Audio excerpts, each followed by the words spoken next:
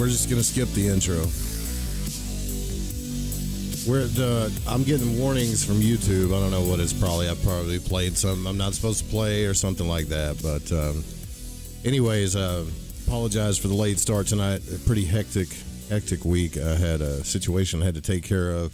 But we're just gonna this isn't gonna be a very long broadcast tonight. But we got to finish this text before we move into other things for sure. Because what's up, Typical Skeptic Podcast? What's up, brother? Yeah, I'm surprised. Usually I go on at 9, so I'm surprised anybody even shows up.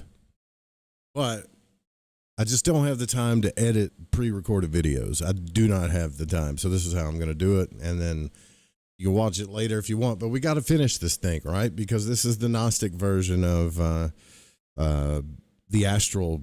I guess you could say Dream Yoga. That's the name of the book, Dream Yoga by Samael and Vior. And we only have like one chapter left to go, but the final chapter is the astral body. And then we'll just kind of recap it. And then you can take some of the stuff away from it that maybe you see parallels with other things when it comes to the out-of-body experience and astral travel, stuff like that. So we was an announcement I was going to make. You know, there's a lot of conspiracy going around about all the meteors in the sky and stuff, and it is kind of weird. Saw another one over Arkansas today, but just remember, like in June, every year around June, we see stuff in the sky. I mean, they even tell you in June, look up in the sky, because usually we get stuff like this that happens. It is pretty prevalent, though. It's like more than usual this time. So, but nothing to freak out about yet, until that big one comes down. It'll be like, don't look up. So the astral body, let's just jump right into it. Let's knock this out. Within occultist literature, a great deal has been written regarding this very interesting theme of astral projection. It's something that's been talked about for years. And here it is. He says it's very opportune to cite the undesirable hypnotic phenomena of the mentioned Laurent, July 10th, 1894, in which the famous hypnotist Colonel Rochus experimented with hypnotism. He achieved with lamentable imprudence, like those who despise the classic Ars Magna Brevis Experimentum Paracelsusum, whatever the hell that means, what can be summarized as hypnotic states, separated amongst themselves by many other lethargic states. And people who are dedicated to the subject matter know all this very well. You know, there's a really crazy fear of hypnotism. I don't know why. Everything around you is hypnotizing you constantly. So conscious hypnotism, to me, there's no difference. It's the same as a trance state. I know a lot of people like to think that hypnotism is this thing where someone's controlling your mind and, you know, that kind of thing. But it's really just a trance state. And trance states are things that we need in order to access that realm of the subconscious. So, or maybe it's just me. Maybe I think hypnotism's cool. Now Samael says there are 3 typical hypnotic states known as lethargy, catalepsy, and somnambulism. Lethargy, catalepsy, and somnambulism. And there's, you know, the colonel added that there was many more profound states, 13 in all, but I don't think we're going to go through those. But these states were separated amongst themselves by successive lethargic states in which the patient seems to sleep more and more in order to successfully awaken into new states, each time more distant from the state of the physical, more distant from the physical awareness each time. And in state number 5, a blue phantom appears on his left side of the hypnotized patient. Likewise, I don't know what he's talking about. I got to read this book. But likewise, in state number 6, on the patient's left side, another phantom appears, but this one's red. red. Then upon reaching state number 7, both phantoms unite and become one and co-penetrate into irregular white violent bands when reaching state number 8. Isn't this crazy, man? To me, this sounds like another person talking about their interpretation of astral. I mean, we got people out there right now talking about there's 12 heavens, 8 levels of consciousness, 12 kingdoms. None of these people are telling the same stories, though, are they?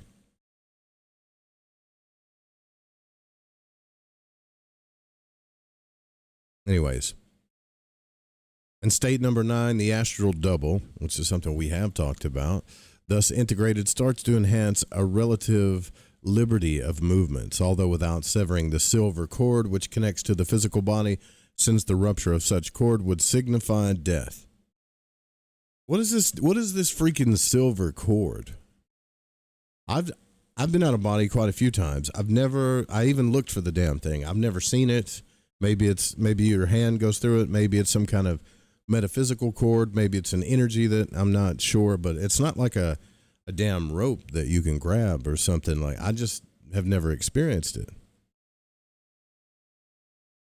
In hypnotic state number 11, according to the sayings of Colonel Rokas, the astral double tends to its emancipations to become totally released from its physical ties, while some certain repugnant forms of diabolic eyes viciously move in and out of the double, producing terrible convulsions within the patient. What the hell is he talking about? And now that we have reached this section of this chapter, it's convenient to clarify that Colonel Rokas qualified the demonic eyes of the patient as repugnant larvae. Repugnant larvae. And when the unhappy patient sees himself assaulted by such animalistic creatures, each time increasing in number, he feels the loss of his vital forces and anguishedly asks to be awakened and thus liberated from such a nightmare. And this is state number 12. State number 13 is definitive. The hypnotized patient is totally released from his physical ties, thus he freely travels within the superior dimensions of space. It is clearly comprehensible that all these hypnotic experiments are criminal in their depth. What are you talking about? What is he talking about? This is typical Samael on Vior, just all over the place. Like, I don't know. What are you talking about? So let's look at the plot here, because we're going to have to look into this. Lawrence, July 10th, 1894, the famous hypnotist Colonel Rokas experimented with hypnotism. I know quite a few names of hypnotists because I study hypnotism, and I don't know who the hell this is.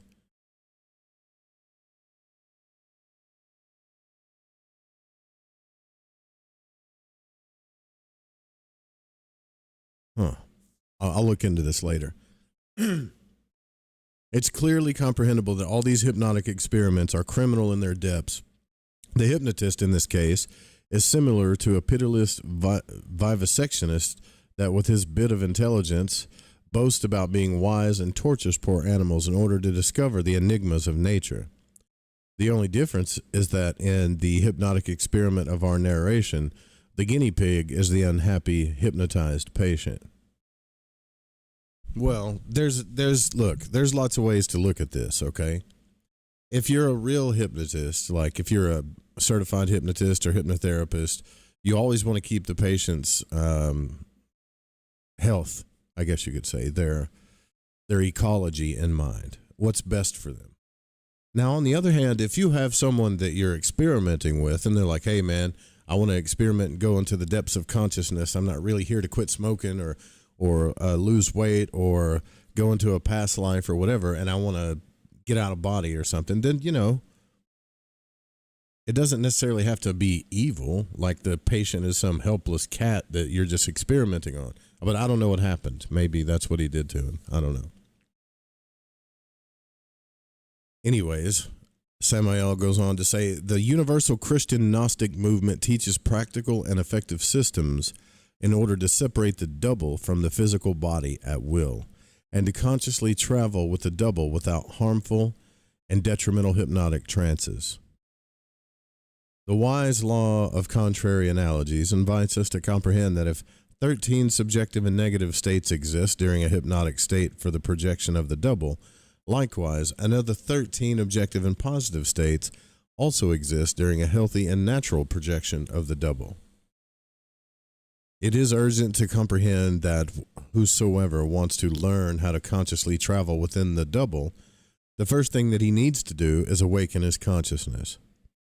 Astral projection is no longer a problem when the consciousness awakens. Sacred scriptures insist on the necessity of awakening, but people continue with their consciousness asleep. The time has arrived in which we have to comprehend that the double, which was registered in some photographic films and which was analyzed by the Colonel Rokas, is not the true astral body. I will agree with that. I think it's just an etheric double. The double has been, is, and shall always be a molecular, lunar, and protoplasmic nature body. Lunar. The astral body is a body of an electronic solar nature. The astral body has nothing vague, vaporous, or subjective. The astral body is the body of bones and flesh.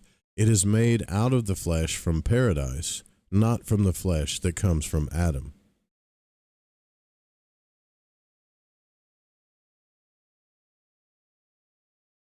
Yeah, I got questions. Got some questions here. Ordinary human beings, except those very few rare cases, are always born with the famous lunar double, and they're born with it, with this lunar double, and never with the solar astral body.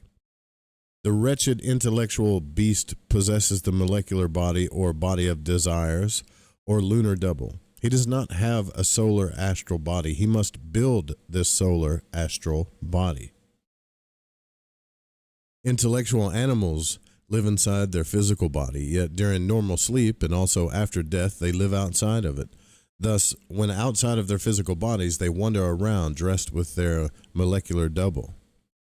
And pseudo-esoteric and pseudo-occultist people have named the molecular body the, quote, astral body. But nonetheless, such a molecular body is not the astral body. The so-called incorporeal travels are always performed with a lunar double after having released its physical ties. It can freely travel through the whole Milky Way without any danger. Any monk can develop the superior emotional center, and if he is really self-determined, he can eliminate from his interior nature his lower desires and animal passions. Nevertheless, this is not how one builds the astral body. The issue related with the building of the astral body has been, is, and shall always be an absolutely sexual problem. An occult maxim exists that states, as above, so below. And we can also state, as above, so as below, so above. If sexual union of the phallus and the uterus is always necessary in order to engender a physical body, then it's also absolutely logical to state that the sexual act is indispensably necessary in order to engender the solar astral body. Now, once in a while, within this complicated and difficult labyrinth of pseudo-esotericism and pseudo-occultism, some wandering, degenerated infrasexual might appear who will possibly state that the astral body can be built without the necessity of the sexual act, because we already have the two poles inside of us, masculine and feminine.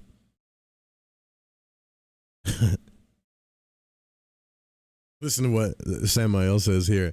Those imbecile ignoramuses do not want to comprehend that the time of the Lemurian hermaphrodites has already.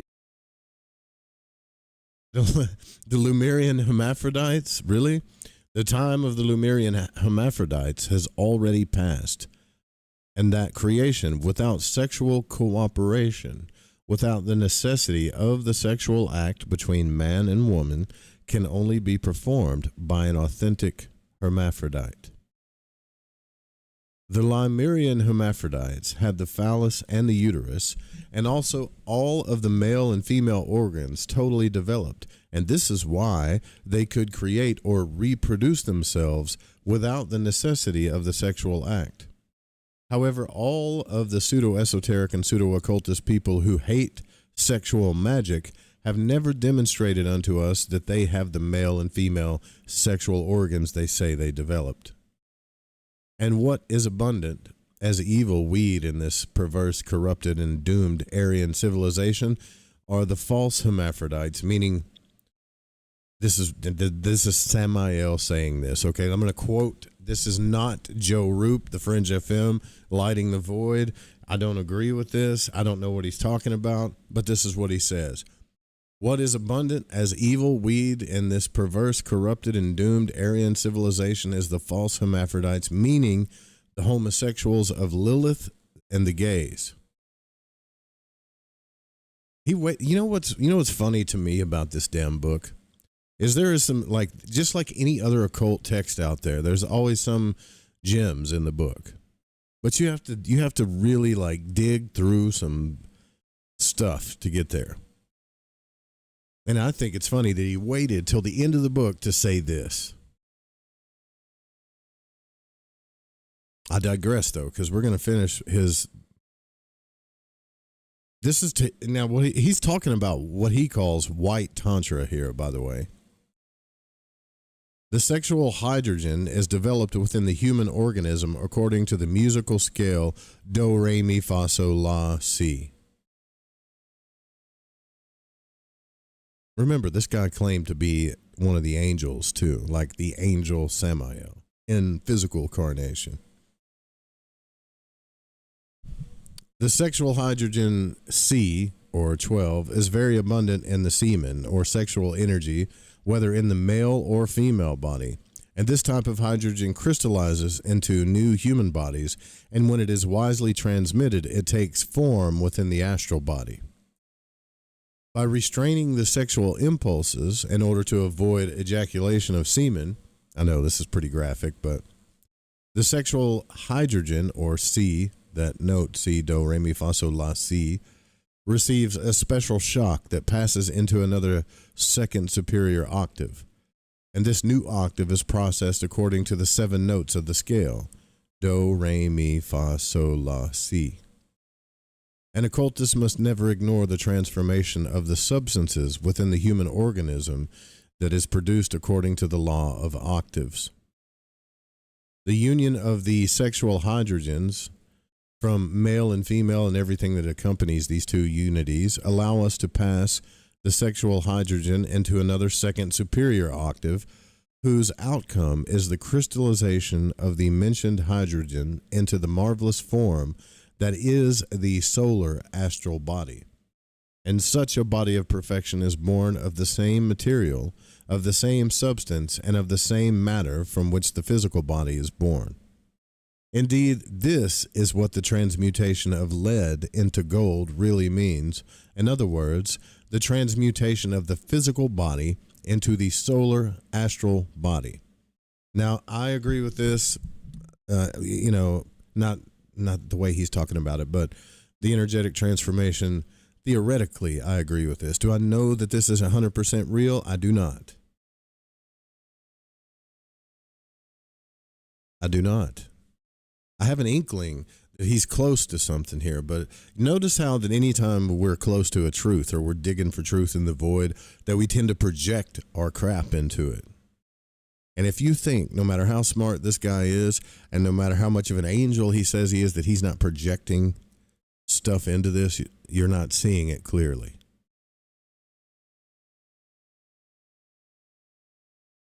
Any organism needs its nourishment, and the astral body is no exception. The nourishment of the body of gold is hydrogen. Is he saying hydrogen 24? Is that a symbol?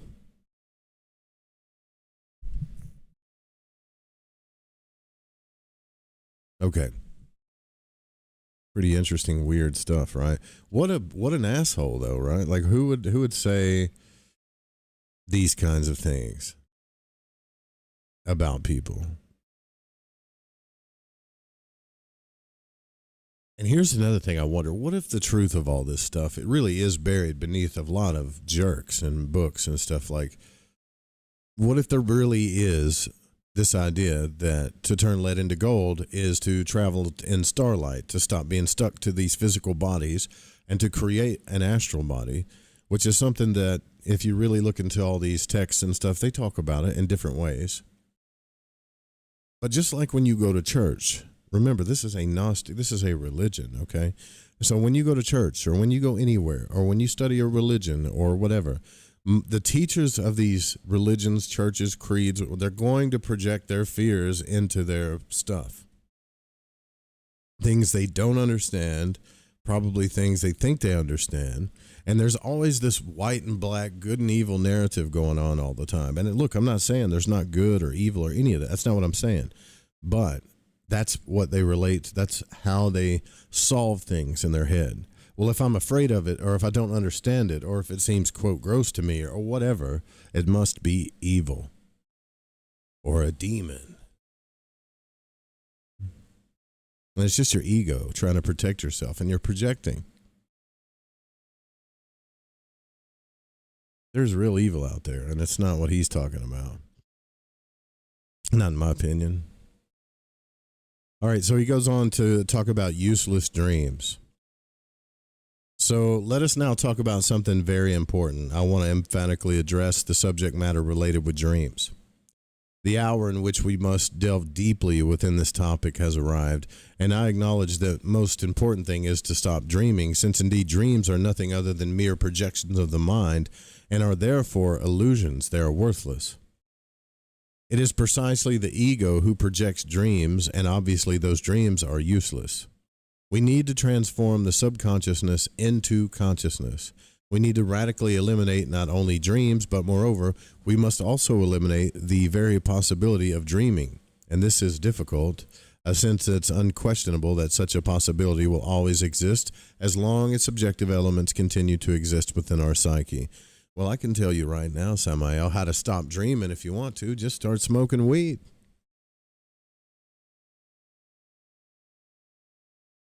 Here's ironic. Now listen to what he says next. We need a mind that does not project. We need to exhaust the process of thinking. The projector mind projects dreams, and these are vain and illusory. When I talk about the mind as being a projector, I'm not referring merely to, quote, projects such as ones made by an engineer who sketches and designs blueprints for a building or a bridge or a road. No, what I'm talking about the mind as a projector, I'm addressing the mind of every intellectual animal.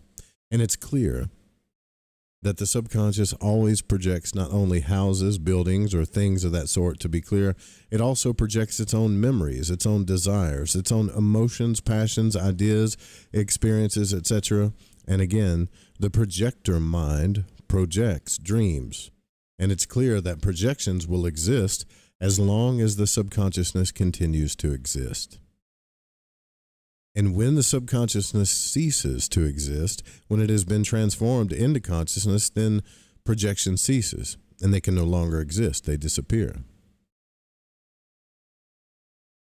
You see, doesn't it sound really good because it sounds very confident? He makes sense, but it doesn't mean he's right. Hell, I saw a video the other day where a guy said that dreams are nothing more. He's a neurologist, but he said that dreams are nothing more than the mind protecting itself so that the other senses don't take over. So in other words, when you go blind and you can't see anymore, your other senses will heighten, smell, touch, hearing, things like that, to compensate. The body is well known to do that. So he says that the reason why we dream is so that our cortex or whatever can still see images, so it tricks the mind into thinking that we're still seeing while we're sleeping so that our other senses don't become more heightened. I don't know about all that. If we want to attain authentic illumination, then it's necessary and urgent to transform the subconsciousness into consciousness.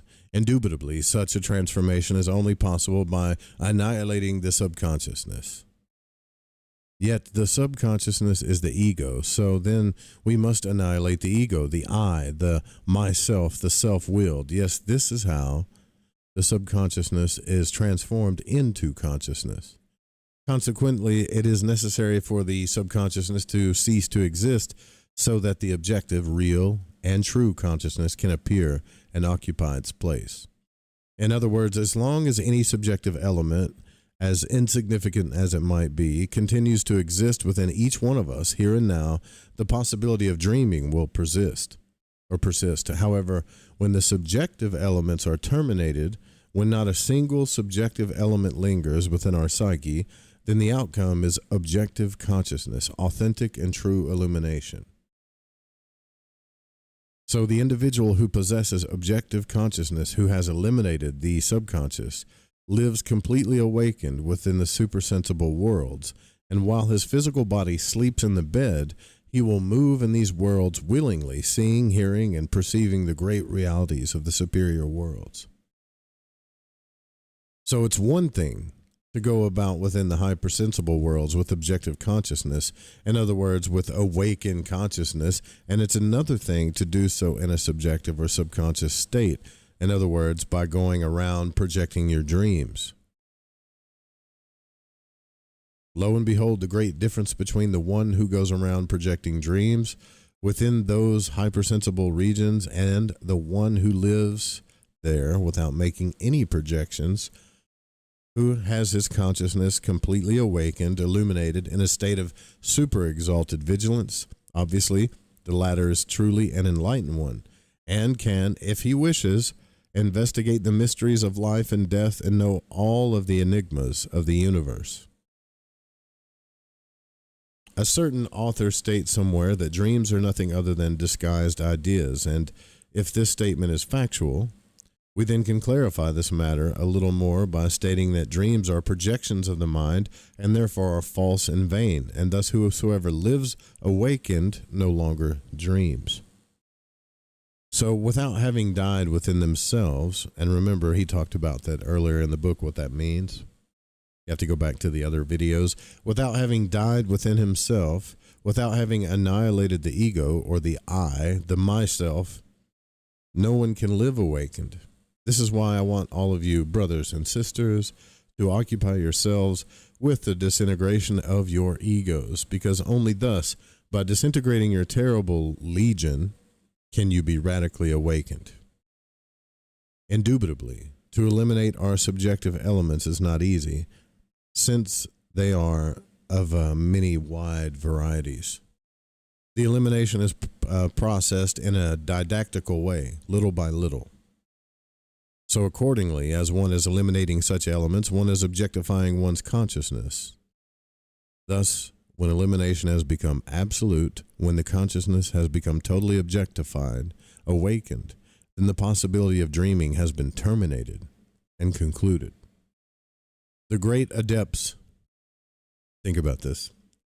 Why would anybody go? The great adepts of the universal white fraternity do not dream. Since they possess objective consciousness, for them, the possibility of dreaming has disappeared. Thus one finds them within the superior worlds in a state of intensified vigilance, totally illuminated, and directing the current of the innumerable centuries, governing the laws of nature, converting into gods who are beyond good and evil.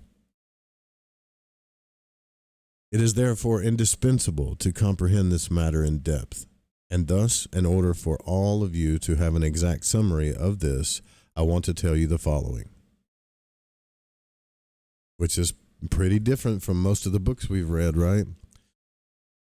The subconsciousness is the ego. Thus, annihilation of the ego and the consciousness will awaken. The subconscious elements are infrahuman elements that every one of us carries within. Therefore, destroy them, and the possibility of dreaming will cease. Dreams are projections of the ego, and therefore they are worthless. The ego is mind. Dreams are projection of the mind. You must mark down the following with much attention. It is indispensable to stop projecting. We must not only stop projecting things of the future, but of the past, since we live constantly projecting things from yesterday.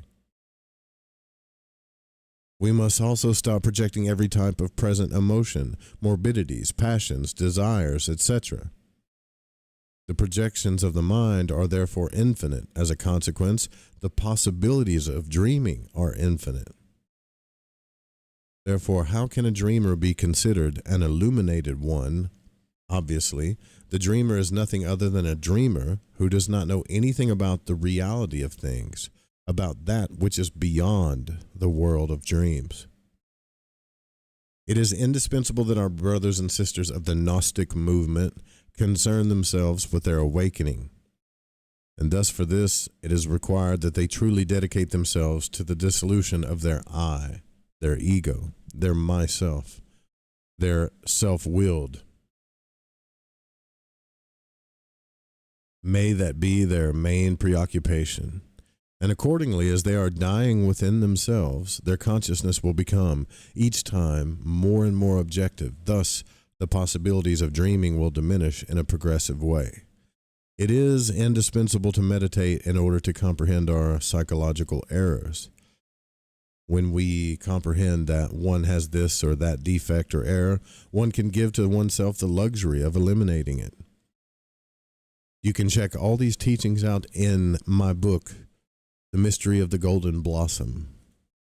And to eliminate this or that error, this or that psychological defect, is equivalent to eliminating this or that psychological aggregate and this or that subjective element within which subsists the possibilities of dreaming or projecting dreams.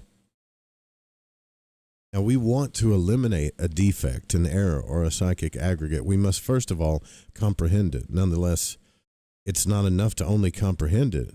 It's necessary to delve even deeper, to be more profound. It is necessary to capture the deep significance of that which has comprehended. One can only achieve such a capture by means of very internal, in-depth, profound meditation. The one who has captured the deep significance of that which has been comprehended has the possibility of eliminating it. And to eliminate psychic aggregates is urgent. Psychic aggregates and psychological defects are basically the same thing. Thus, any psychic aggregate is nothing else than the expression of a type of psychological defect. That there is a need to eliminate them, and this is clear. However, we must first of all comprehend them and also to have captured their deep significance. This is how we die from moment to moment. The new comes to us only with death. I do wonder if he has a point about that. You know, everybody's taking self-help courses or trying to teach self-help stuff, or, you know, but how much do people really change on a deep level? I'm not saying people don't change. They definitely do, but from your experience and mine, do they really change on a deep level? Or do they still do the same shit to themselves and other people on a deep level?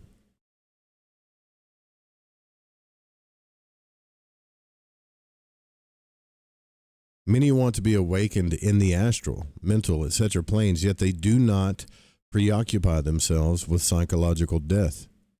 And what is worse is that they confuse their dreams with true mystical experiences, dreams which are nothing other than simple projections of the subconscious, are one thing, yet real mystical experiences are another thing. And any authentic mystical experience demands the state of alertness and awakened consciousness, and I cannot conceive of mystical experiences with sleeping consciousness. Therefore, the mystical, real, and authentic experience only arrives when the objectiveness of the consciousness has been achieved, when we are awakened. This is the end, my friends. May all our brothers and sisters profoundly reflect upon all of this. Study these Gnostic books, The Mystery of the Golden Blossom. May everyone preoccupy themselves with dying from moment to moment. Only in this way can they achieve the total objectiveness of their consciousness. And then he has a student that asks him a question. Master, are all of those crowds who go everywhere running like mad people asleep? Are they going around projecting? Are they dreaming? Are they alienated to themselves? Does that sound like, let's be honest, does that sound like someone's asking him this question for real? Or does it sound like he made up that question? And who in the hell would call anybody master, like you're some kind of freaking freak, you know, from Frankenstein or something? Samael Envior says, indeed, those people who go everywhere in a mad rush running, they are dreaming.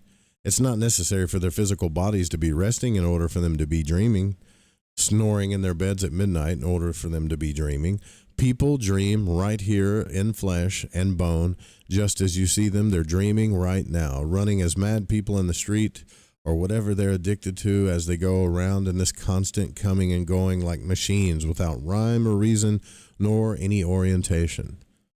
And this is the same way they go around within the infernal worlds when their physical body sleeps in their bed.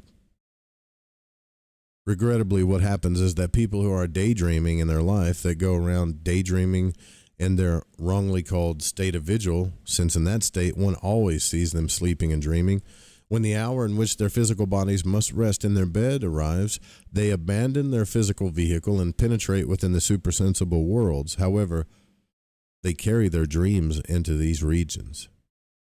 In other words, each one carries their dreams to the internal world, as much as during the hours in which the physical body is sleeping, as well as after their physical death. So indeed, people die without knowing how, and dreaming, they enter into the internal worlds, and there they live, dreaming thereafter, and then they're born again without knowing at what time or how they got there, and continue going around dreaming in their physical bodies and in their spiritual bodies. Therefore, it's not strange that people accidentally die under the wheels of cars, or that they commit so much madness, since this happens because they have their consciousness asleep, since they are dreaming. It is indispensable to cease dreaming. The one who ceases dreaming here and now also ceases dreaming in any corner of the universe, and can then go everywhere awakened. The one who awakens here and now awakens in the infinite and the superior worlds and in any place of the cosmos. What is important is to awaken here and now, in this very moment in which we are talking, to awaken from instant to instant and from moment to moment. And that's it. The rest of the book is a glossary. And then of course, he's got all these other books, you know. Have you ever read a book by somebody that you thought was a complete asshole about certain things, but then you see like certain things, you're like, well, I wonder if he's right about this or that or this. It does make sense. I mean, just the other day, you know, not too long ago, Liam was on the show. He did say that the whole magical process of the Golden Dawn was really a form of Tantra, and that we need to not wake up from the dream, but wake up to the dream. Here's another man, I'm sure, that, you know, I don't know if he's read these books, whatever, but saying the same thing.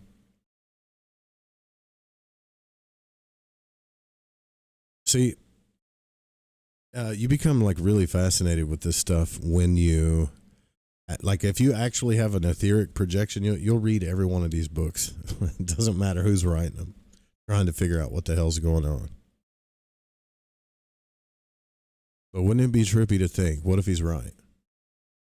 Not only are you're just dreaming 24/7. And now when you're in your physical body, think about it. You do react to all of your instincts and desires and your ego and stuff 24/7. But it's still just a dream. And you think when you go to sleep that you go to dream, but you're really just still doing the same thing, except your physical body falls asleep, but you continue on projecting and projecting, just like you do in real life. And then you die. You don't know who the hell you are. You're stuck in the dream world. You don't even know, just like every dream that you're in, how it started, where it began. And then you're born again and reincarnated into another body, and you're in another physical body. And just like a regular dream, you don't know how the hell you got there or why you're there. What if he's right about that?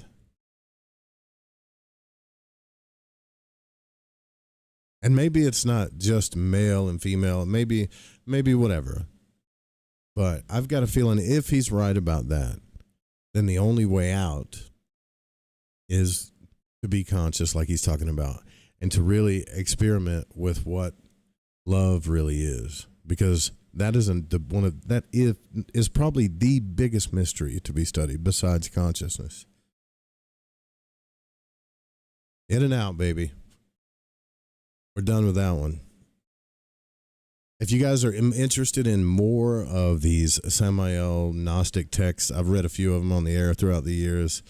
Let me know. And I think it is a little bit different from other Gnostic movements. You know, I had Miguel Connor on the broadcast, and I brought this up and talked to him about, you know, which Gnostic is the real Gnosticism. But anyways, I digress. It's late. I'm broadcasted late. I'm a night guy. And tonight, go out and look at the stars. The new moon, you'll see the little sliver of the moon, which is beautiful. If you can catch that, catch it. And all the stars are popping, baby. Get off your phone and go check it out. I definitely would. All right. Night, y'all. See you next broadcast.